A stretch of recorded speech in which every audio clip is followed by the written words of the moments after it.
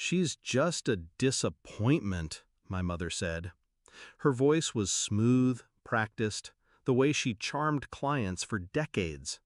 But she didn't know I was standing close enough to hear. I froze. Not because the words were new, she'd said them before, but because of who she said them to. Her biggest client, the man she'd been chasing for years, dangling contracts in front of, desperate to land. And when she thought she finally had him, that's when I made my move. Growing up, I believed my mother's approval was oxygen. She was the empire builder, the woman everyone feared and admired. I was the quiet shadow behind her, always reaching for her light, always failing. Not good enough, she'd snap at my school awards. Not polished enough when I presented ideas at family dinners. Not strong enough when I dared to dream out loud. Still, I stayed. Still, I tried. Until the day I realized she didn't just withhold love, she weaponized it. I saw it in the small betrayals. She'd forget to forward my proposals, then pitch them herself. She'd mention me to colleagues only as her mistake of a daughter. And at networking events, when eyes turned to me, she'd lean in, whisper, "Smile, don't talk." The last straw wasn't words, it was the silence. The way she didn't flinch when I cried. That was when I stopped trying to be her daughter and started planning to be her downfall. I built my own company in the shadows, quietly, carefully, registered under a different name, kept my ownership buried. While she chased prestige, I chased efficiency. While she begged for investors, I courted the ones she ignored. While she looked down on me, I was building a foundation under her feet, and she never noticed. Her arrogance was my camouflage. The moment of truth came faster than I expected. Her empire was crumbling. Debt, poor management, broken promises. She needed a miracle client to save her. And she thought she had him, her biggest client, the man whose signature could keep her relevant. I knew better, because he wasn't just her target, he was already mine.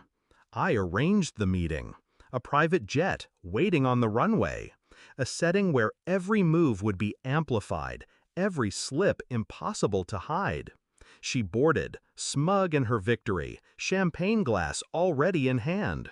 Her client followed. He was calm, curious. Then came the line. That fatal, careless line.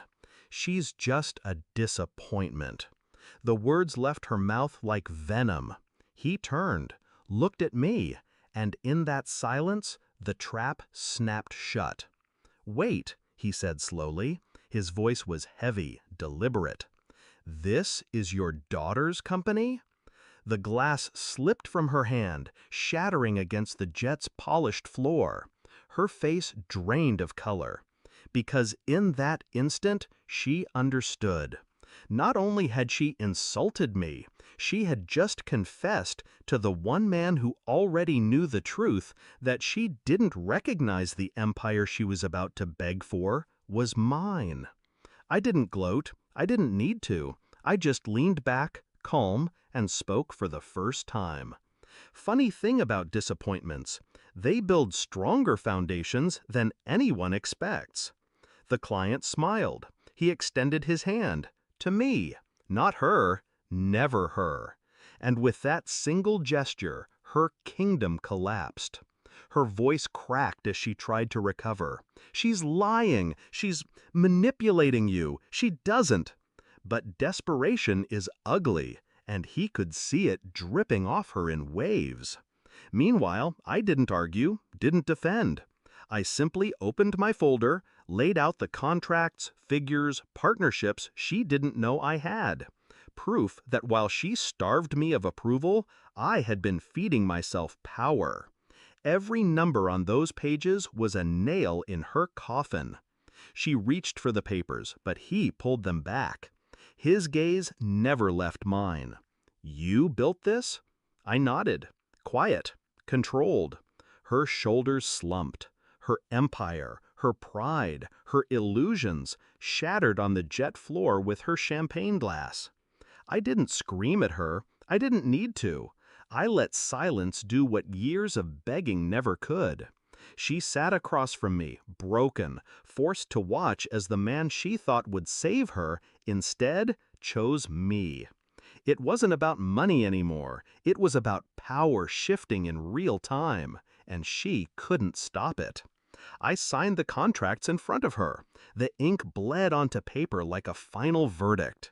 Then I looked at her, direct, unflinching, and whispered just loud enough for her to hear, "Disappointment looks different from up here." The jet engines roared to life. She stared out the window, trembling, while I toasted with the client. I didn't offer her a glass. I didn't offer her anything. Because revenge isn't always fire. Sometimes it's ice. Controlled, silent, absolute. When we landed, I walked down those steps first. Not as her daughter, but as her replacement. And as the cameras flashed, I knew the truth. She had tried to erase me. Instead, she erased herself. Her glass shattered, her empire shattered, her illusion of control shattered.